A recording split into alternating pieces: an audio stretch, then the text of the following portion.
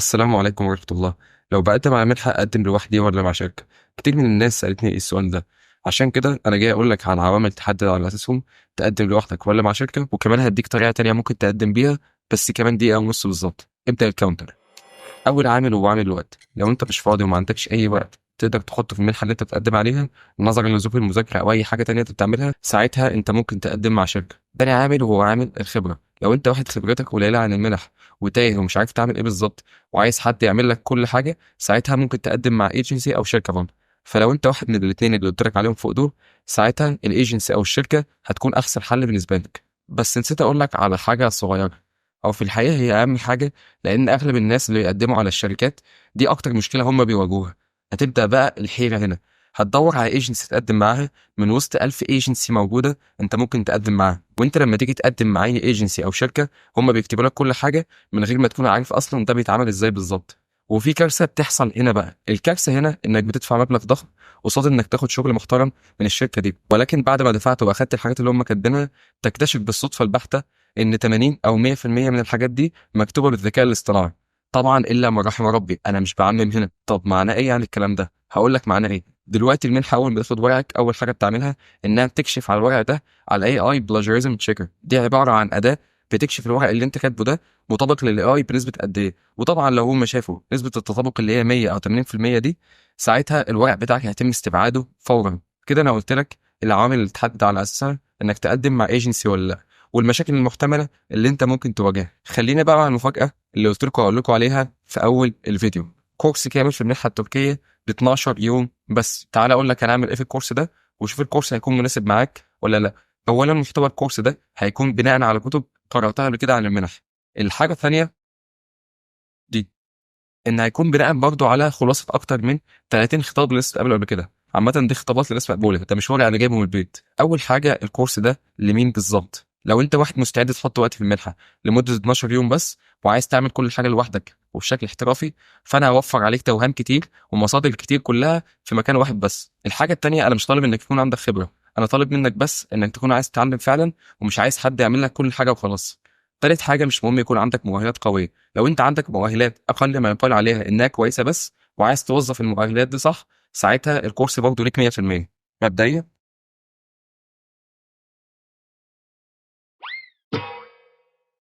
مبدئيا خليني اقول لك الكورس ده هنعمل فيه ايه بالظبط.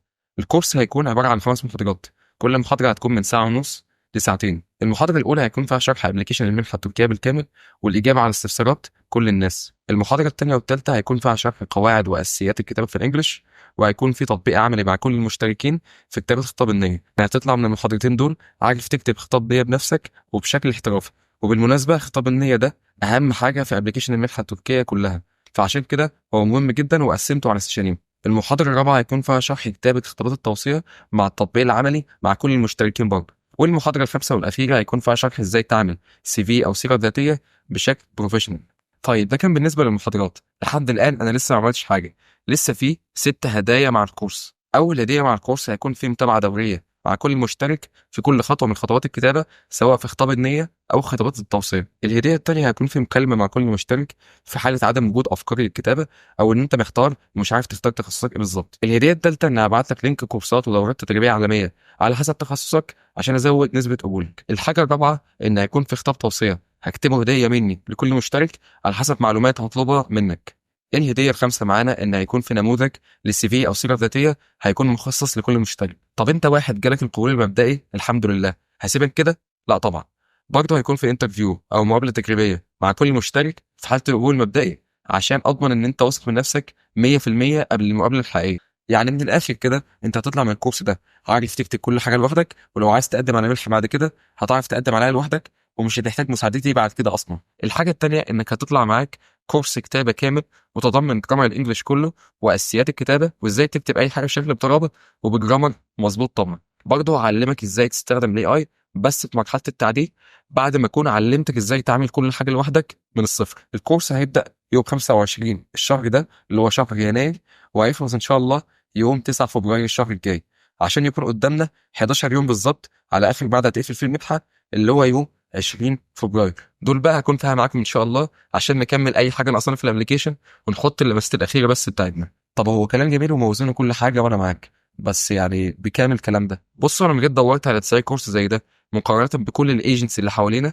فلقيت ان هو تكلفته اقل حاجه $100، وده مقارنه بالقيمه الحقيقيه اللي انت هتاخدها من الكورس ده. وانا عارف بقول لك إيه كويس، بس تخفيفا من سعر الكورس عشان ما اكونش تقلت على حد، فالكورس هيكون ب $30. وده صدقني ولا حاجه مقارنه بالقيمه اللي انت هتاخدها من الكورس ده. هيكون في خصم 50% لاول 5 مشتركين، فالكورس هيكون ب $15 بس. كمان عشان حبايبنا اللي في ثالثه ثانوي انا مش ناسيك والله، هيكون برضه في خصم 60% لاي حد في ثالثه ثانوي وحابب يقدم معانا. الكورس ده هنقبل فيه 20 واحد بس، بحيث اقدر اركز معاهم الفتره دي وادي لهم الوقت والمجهود اللي هم يستاهلوه. والحاجه اللي اقدر اكد لك عليها ان معانا الابلكيشن بتاعك هيطلع باحسن صوره ممكنه، وهينافس بشكل قوي كل المنافسين اللي حواليه. تقريبا كده في حاجه نستقولها لك. نستعرفك عن نفسي.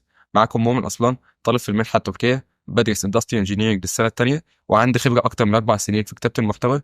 اديت كورسين قبل كده، واحد عن الكتابة الأكاديمية وواحد عن الكتابة الإبداعية، وساعدت فيهم أكتر من 100 شخص إنه يحسن كتابته. لو تحب تكون واحد من ال 20 واحد اللي قلت لك عليهم، ابعت لي دي ام على بيج انستجرام مايل ثرون، سيبها لك تحت في الديسكربشن، وهيتبعت لك باقي تفاصيل الدفع وأكواد الخصم وباقي تفاصيل الكورس. برضه عشان أكون ما قصرتش مع كل الناس، أول محاضرة في الكورس هتكون مجانية لكل الناس، وابعت اللينك بتاعها على التليجرام الشانل، وهسيبها تحت في الديسكربشن برضه. ولو حد محتاج مساعدتي بعيدا عن الكورس، يبعت لي على بيج الانستجرام بتاعتي وهساعده طبعا. والناس اللي بيبعتوا لي على الانستجرام عارفين ده كويس. بس كده ما تنساش تبعت لي مسج على بيج الانستجرام مايل ثرون عشان يتبعت لك باقي تفاصيل الكورس، ونعمل ابلكيشن منحه فاخر مع بعض. اشوفكم في الفيديو الجاي ان شاء الله. مع السلامه.